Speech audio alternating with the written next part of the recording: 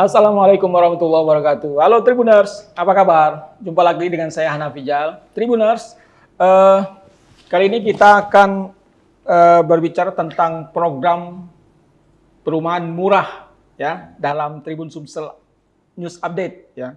Nah, pemerintah Presiden Prabowo itu sudah punya program yaitu membangun rumah murah sebanyak 3 juta untuk masyarakat berpenghasilan rendah. Nah, sebagai salah satu tanda keseriusan pemerintah itu sudah dilakukan groundbreaking ya, yang dilakukan oleh Kementerian Perumahan dan Kawasan Pemukiman di Desa Sukawali, Tangerang, Banten.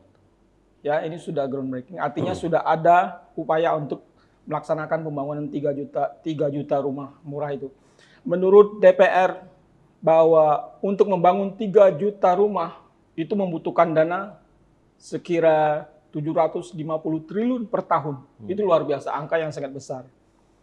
Nah, apakah Sumsel punya kesempatan untuk mendapatkan itu? Berapa banyak dan di mana saja?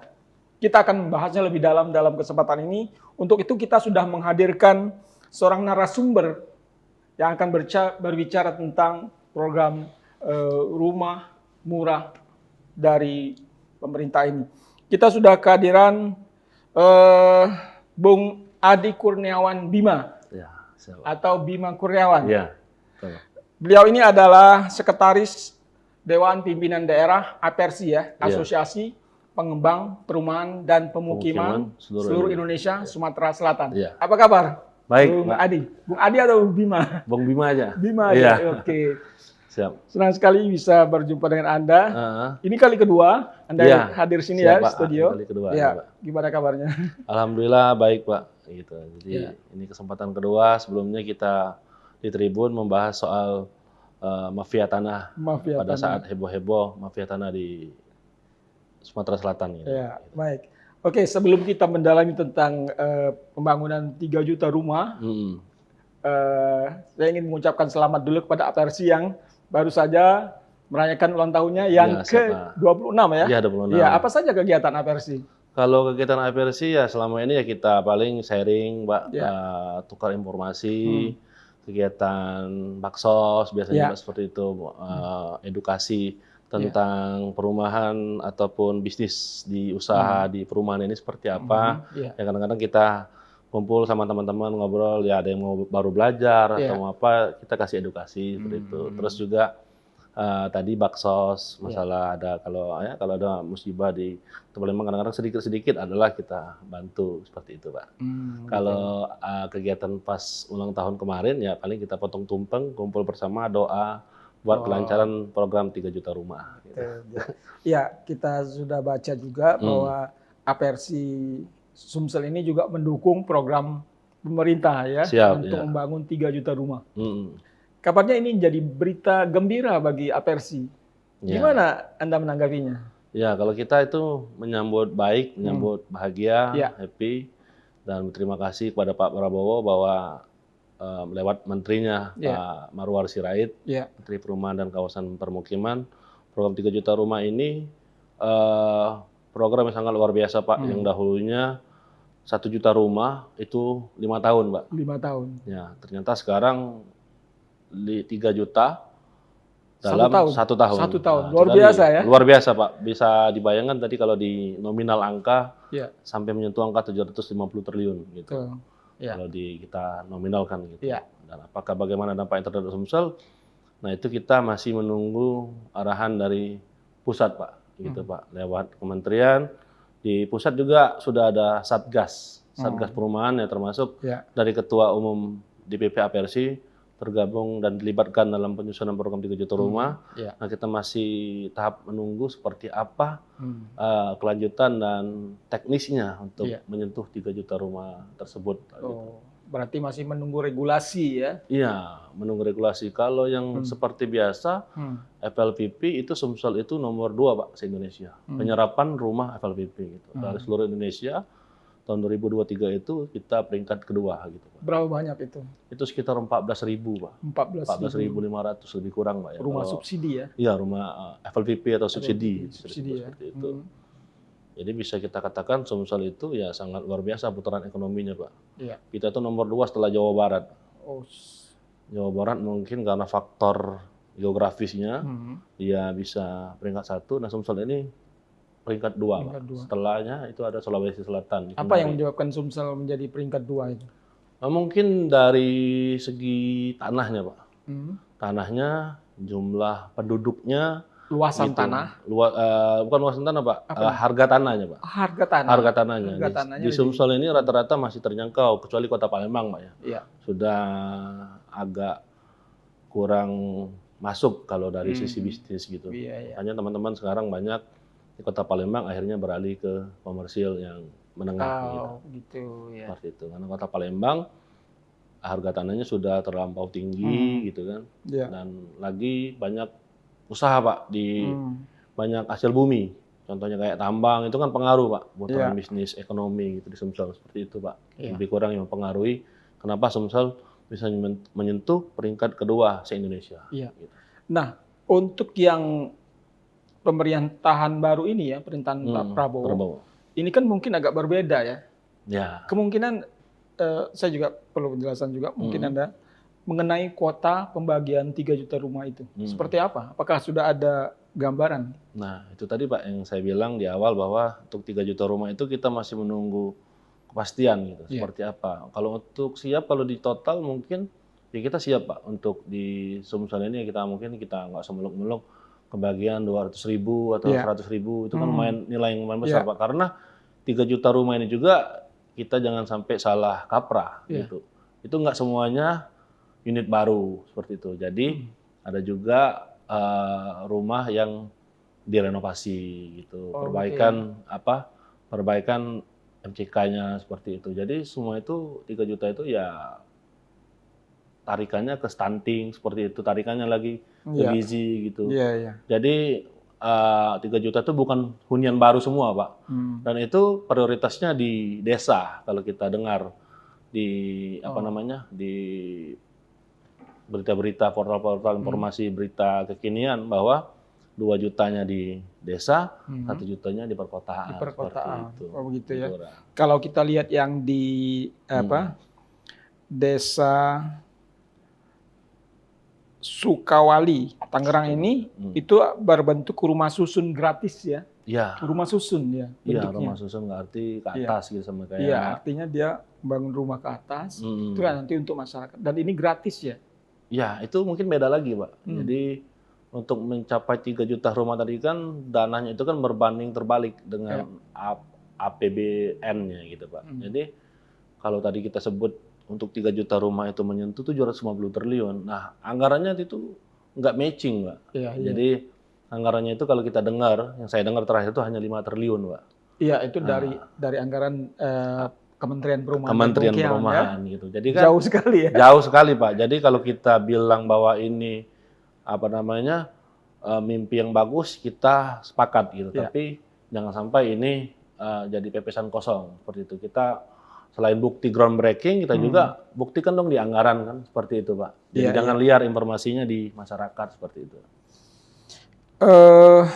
Kabarnya juga pembagian 3 juta itu, kuota 3 juta itu berdasarkan jumlah penduduk atau luasan wilayah. Apa sudah dapat gambaran itu? Kalau saya dengar itu sudah, Pak. Tapi apakah itu menjadi sebuah kefinalan atau final dari sebuah keputusan? Nah, kita belum menerima surat ataupun bentuknya permen atau bentuknya perpres itu kan belum keluar gitu. Karena selama ini yang kita jalanin penyaluran rumah subsidi itu lewat namanya BP Tapera, Pak. BP Tapera itu kayak perpanjangan tangan dari Menkyu, Pak. Jadi Menteri Keuangan mendraft dananya ke BP Tapera, Tapera mendraft lagi ke perbankan seperti itu. Nah, bagaimana aturan yang 3 juta rumah ini, seperti apa teknis turunan anggarannya ataupun sumber dananya dari mana? Nah, ini yang masih kita penasaran, Pak, seperti apa gitu. Karena kan lumayan besar dana itu. Kemarin kita tahu baca di media sampai sekelas Pak Nixon, itu direkturnya BTN dipanggil buat menekan angsuran dari perumahan program 3 juta rumah ini. Gitu. Itu kan banyak variasi kalau kita lihat ada yang dari sumbangan, ada yang dari sitaan hasil korupsi, gitu kan. Jadi ya mungkin kita nggak tahu apakah nanti itu seperti apa bentuknya, apakah Pemda ataupun Pemprov tanah-tanah nganggurnya ada yang dihibahkan ke negara, kita masih menunggu dari teknis dari kementerian gitu. Karena kemarin kita juga tahu bahwa seluruh pemerintahan se-Indonesia dikumpulkan jadi satu. Nah, apakah seperti apa pembicaranya lebih detail? Nah, kita tunggu gitu, Pak. Ya, tunggu ya. Iya, seperti Jadi itu. memang ini jadi apa? Penantian masyarakat Penantian ini ya, masyarakat, terutama. Pak. Karena kalau sudah ada regulasinya kan tentu ya masyarakat ingin mendaftar ya, cara bagaimana proses pendaftaran, apa saja syarat-syaratnya segala macam. Nah. Ya itu kan perlu ya. Gitu juga dengan pengembang ya. Pengembang. Apa yang bisa organisasi ini berikan untuk betul. berpartisipasi dalam pembangunan 3 juta rumah itu. Ya, 3 juta rumah itu kan kalau dia bilang gratis, mungkin nggak semuanya 3 juta itu gratis ya kita luruskan. Bukan kita luruskan atau kita berpendapat seperti itu. Karena kalau kalau semua digratiskan akan banyak sektor atau dampak yang terkena badainya gitu. Tapi kalau itu dibagi, ada sebagian yang gratis untuk menuju 3 juta rumah itu ya kita sepakat. Mungkin seperti itu. Jadi 3 juta rumah itu ya mungkin ada sumbangan sekitar 100.000 dari konglomerat di Indonesia, sebagian dari hasil korupsi tadi yang diambil oleh Kementerian Perumahan Rakyat, tanah-tanah hasil korupsi tadi kita nggak tahu kan seperti apa. Jadi tujuannya itu tetap 3 juta rumah dan bagaimana mencapainya mungkin caranya berbeda-beda. Nggak semua berbentuk rumah FLPP, Pak. Tadi kita kasih tahu di awal, ada yang renovasi, ada yang perbaikan MCK-nya, ada yang perbaikan apanya seperti itu. Karena setelah rumah itu diperbaiki, harapannya itu kan stunting turun, gizi buruk turun gitu. Harapannya kan panjang gitu, Pak. Rumah itu ibaratnya sebagai pondasi awal, terusannya itu yang tadi. Gitu. Memberikan efek yang positif efek positif gitu, Pak. Jadi kehidupan masyarakat Indonesia seperti itu. Nah, kalau kita bicara soal pembangunan perumahan, bagaimana kondisi penjualan perumahan saat ini? Kalau kondisi penjualan rumah saat ini terus terang, Pak, kalau yang saya rasakan itu tergantung lokasinya. Tergantung lokasi. Kalau saya lihat dari pertumbuhan pembelian bagus. Nah, lalu bagaimana developernya gitu kan pertanyaannya gitu. Nah, di Palembang ini unik, Pak. Jadi pembelinya banyak, developernya juga tumbuh juga gitu. Artinya makin banyak. Nah, kita menyambut positif dong. Menyambut optimis itu artinya putaran ekonomi di Sumsel itu melihat. Bayangkan aja 14.000 dikalikan 162 juta rupiah, itu berapa ratus miliar yang berputar di sektor perumahan. Kita tahu bahwa sektor perumahan akan mendorong lagi sekitar 50 bisnis turunan. Contohnya ya bahan bangunan, semen, besi. Itu kan efek butterfly ekonominya itu kan lumayan besar, Pak. Sampai turunan, sampai kemana-mana seperti itu. Nah, jadi untuk penjualannya itu saya rasa itu sangat bagus di Sumsel, tapi akhirnya makin banyak developer, akhirnya persaingan makin ketat juga gitu. Baik dari lokasi, saya bilang tadi dari fisik bangunan, kualitas bangunan, penataan lingkungan. Nah, itu akan menjadi baik untuk konsumen karena developer bersaing, Pak, gitu. Jadi ya bagus-bagusan gitu. Dulu belum pernah ada sejarah di Palembang ini ya, yang saya tahu rumah subsidi itu pakai granit. Nah, di anggota kita itu sudah ada yang berani rumah subsidi itu pakai granit gitu. Nah, itu kan ada juga di asosiasi lain yang saya tahu. Dulu nggak ada plafon PVC, plafonnya. Sekarang sudah ada, Pak. Artinya daya saing itu tumbuh dan masyarakat akhirnya banyak pilihan. Betul. Jadi kita harapkan ke depan nggak ada lagi developer nakal seperti dahulu kan. Kita tahu banyak kasus yang timbul. Nah, kita harapkan ke depan sudah nggak ada lagi gitu. Karena sortir terhadap developer juga sudah ketat, Pak. Baik di perbankan maupun di asosiasi. Kalau developer nakal, ya kita bisa cabut sharingnya, dia nggak bisa aktivitas lagi, Pak. Di Seperti perbankan juga langsung di blacklist di ya. blacklist, Pak. Udah Pasti ya. nggak bisa lagi main-main gitu. Iya. Jangankan sertifikatnya, Pak, ada dokumen terlambat pun itu jadi catatan dan bisa mempengaruhi performa kita di perbankan. Gitu. Sudah banyak aspeknya, Pak. Jadi ruang-ruang untuk developer nakal itu udah semakin sempit lah. Gitu. Kecuali insidensial ya. Gitu. Dan kabarnya juga sekarang sudah banyak daftar tunggu untuk kuota penjualan perumahan ini. Wah sangat, Pak. Di Palembang itu yang kita dengar aja, daftar tunggunya aja kemarin itu udah hampir 3.000-an gitu, Pak. 3.000 dari seluruh perbankan. Itu tercatat di SP3K ataupun Sigumbang, Pak. Sekarang ini kan BP Tapera ada data center. Jadi udah nggak bisa lagi main kira-kira, main tebak-tebak. Maka kenapa kita dapat akurasi datanya sekian puluh ribu tadi? Karena ada data center di BP Tapera dan bisa dicek gitu. Termasuk tadi daftar tunggu tadi udah ada bisa divalidasi gitu. Iya. Jadi bagaimana itu solusi untuk mengantisipasi pemenuhan daftar tunggu ini? Iya, kuota rumah tadi, Pak, yang kita harapkan 3 juta rumah tadi Iya, itu. checklistnya seperti apa nanti? Kalau checklistnya, kalau daftar tunggu itu kan sebenarnya, Pak, sistem informasinya lewat Sikasep, Pak. Jadi Sikasep, konsumen download Sikasep, dia masukkan datanya mau rumahnya di mana, itu kan tervalidasi daripada nick-nya, developernya di mana gitu. Jadi online. Jadi untuk mengantisipasinya itu tambah kuota rumah gitu. Ini di luar rumah gratis tadi, Pak ya. Gitu. Kalau rumah gratis tadi mungkin teknisnya ke Kementerian Sosial dulu ada catatan khusus, ada syarat khusus. Beda lagi ini yang untuk beli tapi FLPP gitu. Rumah gratis beda case lagi gitu. Seperti itu. Oke. Kalau boleh tahu ini sebenarnya apa saja yang menjadi kendala bagi teman-teman pengembang terhadap pembangunan perumahan seperti ini? Kalau halangan sebenarnya di Palembang ini cukup enak sih, Pak. Gitu, nggak serumit di daerah-daerah lain yang saya tahu ya, karena kita Apersi, kita sering ngumpul bareng se-Indonesia dan ceritanya tuh lebih agak ini di luar daripada kota Palembang sudah sangat baik dari PLN-nya, perizinan, tapi masih ada yang perlu diluruskan saja gitu, Pak. Perlu kita koreksi bersama gitu. Contohnya kayak batas-batas wilayah seperti itu. Penentuan RTH gitu kan. Sekarang kan lagi banyak isu gitu kan. Yang kita soroti itu kan batas wilayah, Pak. Jadi ada anggota kita itu sertifikatnya di Kota Palembang, tapi izinnya nggak keluar di Palembang atau nggak terdaftar, nggak bisa diurus, bukan nggak keluar, tapi petanya itu nggak ada di Kota Palembang. Petanya itu tidak sama ya antara. Nggak sama, ya itu sudah saya sering sounding kan, Pak, ke anggota DPR, ke teman-teman PU, gitu, bahwa yang kita tuh ya nggak maksa, tapi menyarankan alangkah baiknya peta Badan Pertanahan Nasional, peta PU, petanya Dispenda, Bapeda itu sama. Sehingga apa? Ya tidak ada lagi kekeliruan terhadap batas wilayah. Kan kayak kejadian anggota kita itu, Pak, lumayan Pak, ngeluar biaya ekstra karena ketika dia urus ketika yang tadi sertifikatnya Palembang, IMB-nya nggak ada di Palembang, akhirnya kan sertifikatnya balik ke Banyuasin, Pak. Setelah balik ke Banyuasin, SIM-nya udah Banyuasin, IMB-nya udah Banyuasin, nggak bisa lagi dibalik nama karena masuk Palembang lagi. Nah itu kan terjadi, ya kita nih investasi kan, Pak, nggak sedikit, Pak.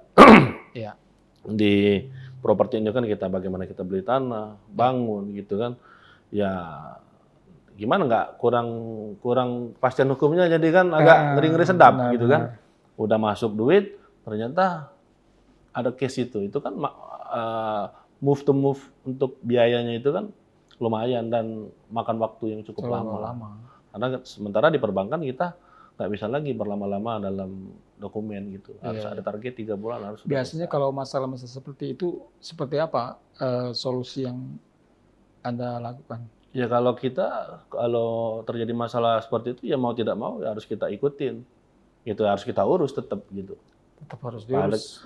Dan yang sudah ke Banyuasin tadi ya kita urus balik ke Kota Palembang lagi, ya mau tidak mau dengan segala kekurangan dan kelebihannya bagaimanapun harus kita ikuti karena menyangkut nama baik perusahaan di perbankan maupun di konsumen. Kan nggak bisa balik nama, Pak. Kalau kita keras-kerasan bertahan, ya yang rugi kita sendiri, Pak. Yang rugi nanti konsumen nyerang developer pasti kan. Itu kan jadi buah si malakama bagi developer. Ya mau tak mau kalau saya nyaranin ke teman-teman ya ikutin aja. Tapi ke depan kita minta ke pemerintahan agar diluruskanlah soal pemetaan ini gitu. Iya, iya. Koordinasinya. Sama satu lagi Pak yang masalah itu juga jalan, akses jalan. Mungkin di Tribun ada juga yang menyampaikan kan masalah akses jalan pada akhirnya jadi persoalan. Iya. Gitu. Tiba-tiba ditutup. Nah, kita itu mendorong pejabat pembuat PBG, perizinan, ya kalau bisa dikunci dulu lah di awal gitu di depan. Jangan sampai nanti dirugikan masyarakat, developer gitu. Ya kalau developernya masih ada Pak. Iya. Nanti kalau developernya udah nggak ada, nah mau cari kemana gitu kan. Iya. Jadi kan selain mengeluarkan izin itu ya masukkanlah salah satu syaratnya itu akses jalan umum gitu. Ya bagaimana teknisnya, administrasinya ya silakan dibahas aja seperti itu. Apakah mau dibeli atau mau dihibahkan akses jalannya itu. Karena perbankan juga rata-rata minta seperti itu Pak. Karena banyak kejadian ini, akhirnya perbankan membuat regulasi ya jalannya harus clear gitu. Ya, daripada repot di perbankan, developer udah keluar uang, izin, tiba-tiba nyangkut di perbankan, lebih baik kita dorong Pemkabnya ya bantu clearkan dulu soal akses jalan. Lucu izin keluar nggak ada jalan Pak. Betul. Gitu. Bahkan memang ada beberapa kasus itu izinnya sudah, bahkan rumahnya sudah dibangun, tapi ketika akan memulai kembali itu masyarakat nutup jalan akses. Nah itu bermasalah kan, akhirnya stop juga. Nah itu karena jalannya tadi belum dibebaskan. Belum clear ya kan. Gitu. Sama juga kan kadang-kadang pembebasan lahan itu juga unik Pak. Gitu. Kadang-kadang orang yang punya jalan itu udah nggak ada lagi gitu. Nah itu kan di sini kan mestinya kan duduk bareng entah pemerintah kota ataupun DPR seperti apa gitu bahwa akses ini kan banyak masalah gitu kan. Ada beberapa lah nggak banyak. Ya bagaimana solusinya lah gitu kan, apakah lewat badan aset daerah seperti itu gitu kan, karena ada jalan itu udah dihibahkan tapi nggak terdaftar di badan aset daerah gitu Pak. Itu kan unik juga masalah ini kan gitu kan, artinya ya mungkin kita harapkan badan aset daerah lebih atau lewat tangannya pemerintahan, lewat lurah kecamatan lebih agresif untuk memastikan akses jalan yang akan dilalui di perumahan seperti itu. Ya, kita inilah saling mengisi lah seperti itu ya. Ada apa dari developer atau yang bisa dibantu untuk koordinasi ya kita bantu seperti itu Pak. Itu harapannya lah. Baik, kita kembali ke rumah subsidi. Ini kan menyangkut kota ya. Kalau tahun-tahun sebelumnya itu kota untuk Sumsel itu pembagiannya seperti apa dengan antara Palembang dengan kabupaten kota yang ada di daerah? Kalau pembagian secara khusus yang kita jalani Pak itu tidak ada secara khusus Pak. Jadi kuota itu kalau sekarang itu dibagi, kalau dulu tuh sempat misalnya Sumsel dibagi 10.000, itu bebas aja Pak, siapa cepat dia dapat.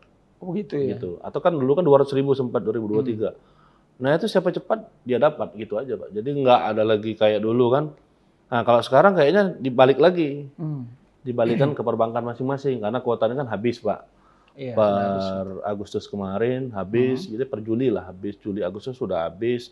Ya akad-akad sekarang ini buat operasional aja. Jadi ada pun tambahan kemarin 36.000 itu ya dibagi lah dikit-dikit ya sini 2 yang untuk buat operasional aja gitu. Nah jadi untuk khusus sekarang itu nggak ada gitu.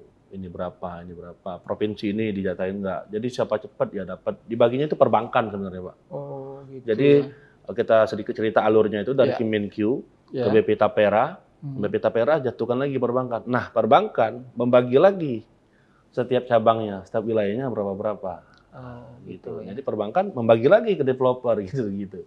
Kira-kira begitu mata rantai. Jadi developer harus proaktif juga mendekati perbankan untuk mendapatkan itu kan? Pasti Pak. Kita mesti harus mendekatan karena perbankan kan nggak kita juga mereka juga ada kepentingan terhadap bisnis mereka gitu. Kita nggak bisa nyalain perbankan juga karena tergantung pendekatan, tergantung kontribusi kita juga ke perbankan seperti apa gitu.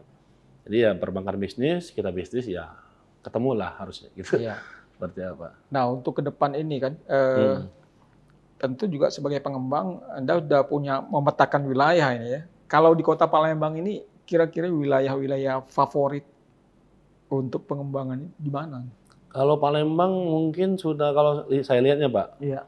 udah makin mau habis gitu. Tapi kalau favorit tetap di Sematang Borang Pak. Sematang Borang. Sematang Borang itu magic gitu Pak. Iya. Saya nggak tahu gimana ceritanya Sematang Borang itu, siapapun yang boga kayaknya langsung habis Langsung juga. habis ya Satu gitu ya. tahun ya, kalau jelek-jelek nasib 2 tahun 3 tahun habis. Tapi kayaknya tetap ada aja pembelinya. Tinggal cepat atau lambatnya aja. Itu Sematang Borang itu Pak. Tapi kan Sematang Borang juga kepecah, ada yang masuk Banyuasin. Iya. Ya Sematang Borang, Mata Merah, Mata gitu. Merah. Tapi yang sekarang naik daun, yang lancar kayaknya di Tanjung Marangan, Pak. Tanjung Marangan, Kepuh, itu kan lihat aja Pak, Iya, pembangunan di seputar Mandero itu iya. luar biasa agresifnya Pak. Ada yang Iya. 1000 rumah selesai, Betul, ya. ada yang 500 rumah, ada yang 800 rumah. Saya kebetulan juga ada, cuman nggak banyak gitu Pak. Di situ. Kenapa sekarang jadi favorit itu di kawasan itu? Apa yang mendukung sehingga itu kawasan itu sangat Kalau diminati? yang mendukung kawasan itu sebenarnya sederhana Pak.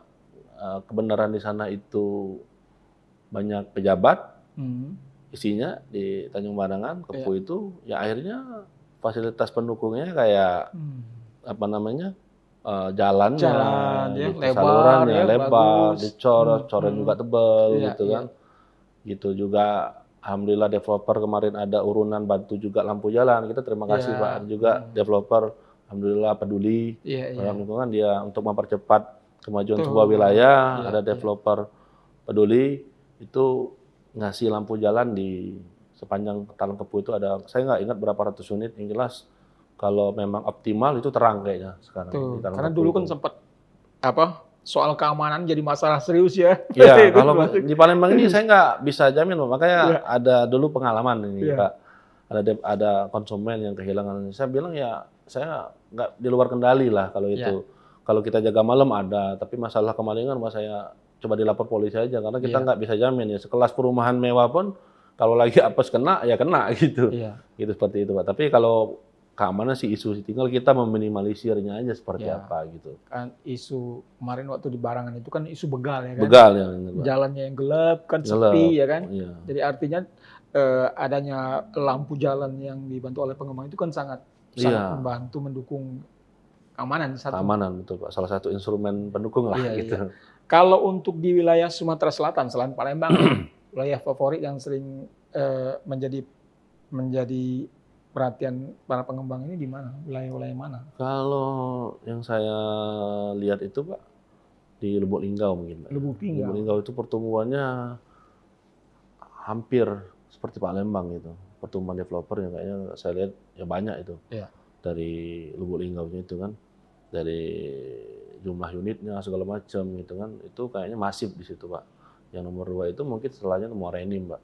Muara Enim Tanjung Enim itu faktor domino tambang mungkin Pak. Oh, Dari iya. adanya aktivitas pertambangan di sana, ya akhirnya mungkin dari orang-orang yang kerja di sana memutuskan untuk membeli rumah di Muara Enim itu Pak. Muara Iya, Enim, iya. Tanjung Enim. Ada teman-teman developer tuh ya alhamdulillah selesai, termasuk lahat ya mungkin ya. Iya, iya, lahat ya. Jadi Muara Enim, lahat, Tanjung Enim itu salah satu wilayah yang favorit setelah Lubuk Linggau, setelah Kota Palembang. Iya. Palembang mungkin tetap nomor 1 lah Pak. Iya. Oh sorry Pak, nomor 2 itu Banyuasin mungkin Pak. Banyuasin dia lebih ke Banyuasin ya, Palembang saya ya. jangan lupakan Banyuasin itu ya karena dia mepet-mepet Kota Dengan Palembang, Palembang, ya karena kayak saya aja di Jakabaring Pak lokasi.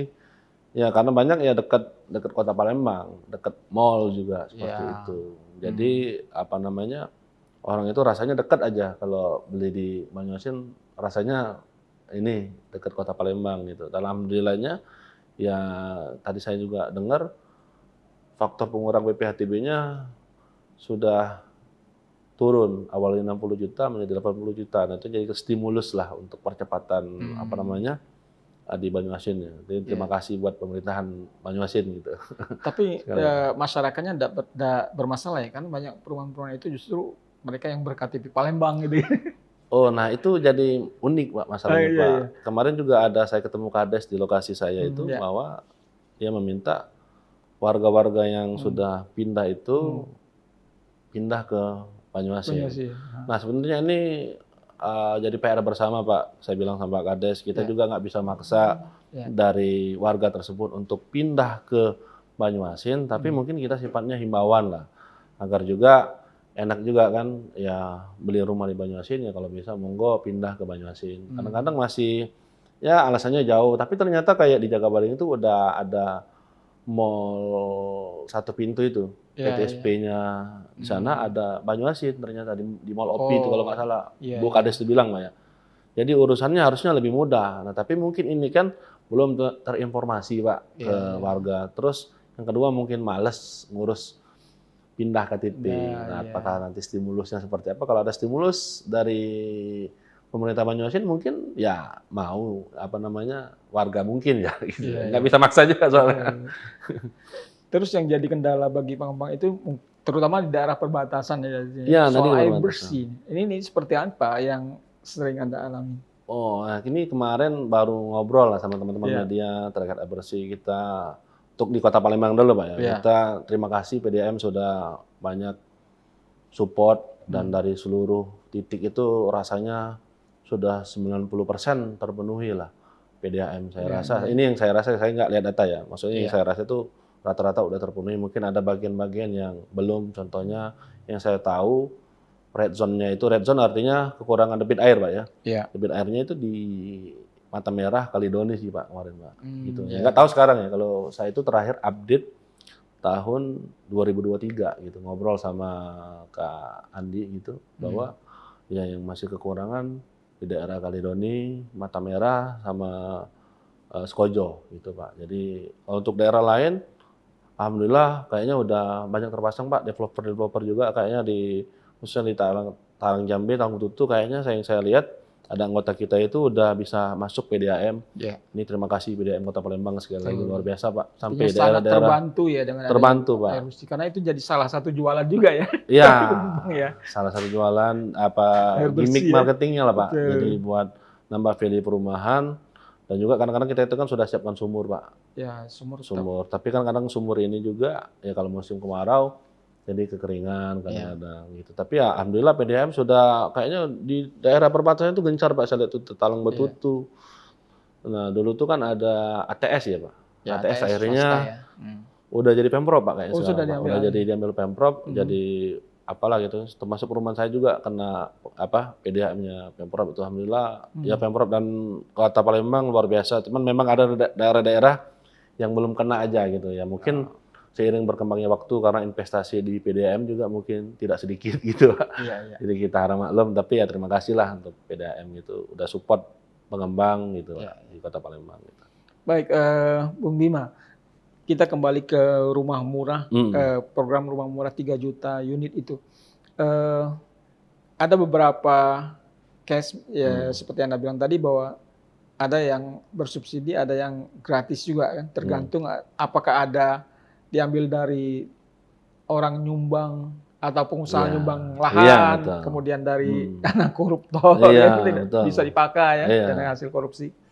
Nah untuk di Sumsel sendiri apakah ada yang sudah apa pengusaha yang ingin ini saya punya lahan silakan bangun seperti itu, Nah. ada yang sudah Kalau sampai sejauh ini Pak ya, saya belum melihat dan mendengar itu Pak. Ya, jadi yang saya dengar itu di Kalimantan Selatan, ya di Kalimantan, di Tangerang, Iya. Bung Ara sama Pak Kodari itu yang dari Iya. tim suksesnya Prabowo itu ada gitu nyumbang. Jadi tanahnya itu tanah sumbangan, yang bangunnya itu dari konglomerat kayak Konglomerat. Aguan gitu Iya, kan iya, dari iya. Agung Podomoro Land gitu ya ya. kolaborasi lah ya. Kolaborasi ya kita yang baik lah kalau kita ini kan masih ya kecil lah gitu. Iya, Ya kalau bantu dikit-dikit negara ya bisa lah gitu. Cuman kalau untuk yang gede-gede kayaknya belum inilah gitu. Ya kita doalah sama-sama mudah-mudahan yang pengusaha-pengusaha asli Sumatera Selatan ataupun yang pengusaha properti atau apapun yang ada ya siapa tahu kita doakan ada yang menyumbang tanah buat warga Kota Palembang ataupun sekitarnya seperti itu Pak. Baik, Mungkin itu saja. Bung Bima. Jadi mungkin perlu juga pemirsa kita ini mungkin dapat gambaran seperti apa. Mungkin ada closing statement yang bisa memberikan berita gembira untuk mereka yang belum punya rumah. Ya. Silakan. Closing statement-nya mungkin ya kita semua menyambut baik. Terima kasih kepada Pak Presiden Prabowo lewat menterinya Marwar Sirait dan Wakil Menterinya Fahri Hamzah untuk program 3 juta rumahnya. Ya kabar baiknya 3 juta rumah itu dalam waktu 1 tahun, dan yang saya dengar juga biaya BPHTB juga dipangkas atau berkemungkinan, ya belum pasti, tapi ada berpotensi dikurangi atau dihilangkan gitu. Nah ini kabar baiknya akan menekan juga harga rumah ataupun angsuran gitu. Jadi kita lihat persaingan makin bagus di Kota Palembang, makin sehat, persaingan kualitas, ya tinggal nanti ke depan kalau ada aba-aba dari menteri, ya nanti mungkin ada promo-promo yang agak bombastis dari pengembang-pengembang di Sumsel. Saya yakin seperti itu Pak kabar baiknya. Dan khususnya di kawasan pedesaan ataupun kawasan pinggiran sungai, bahwa dalam 3 juta rumah itu, di dalam 2 juta rumah itu, yang diprioritaskan itu di desa dan di pinggiran sungai ataupun laut Pak. Itu yang saya dengar dari Kementerian Perumahan dan Kawasan Permukiman, seperti itu. Baik, terima kasih nih Bung Bima Kurniawan. Sudah menyampaikan banyak hal terkait dengan program pemerintah membangun 3 juta rumah per tahun di Indonesia ya. Baik, netizen, demikian pembicaraan kita. Kita mengucapkan terima kasih kepada Bung Bima Kurniawan, Sekretaris Apersi yang sudah hadir memenuhi perbincangan kita.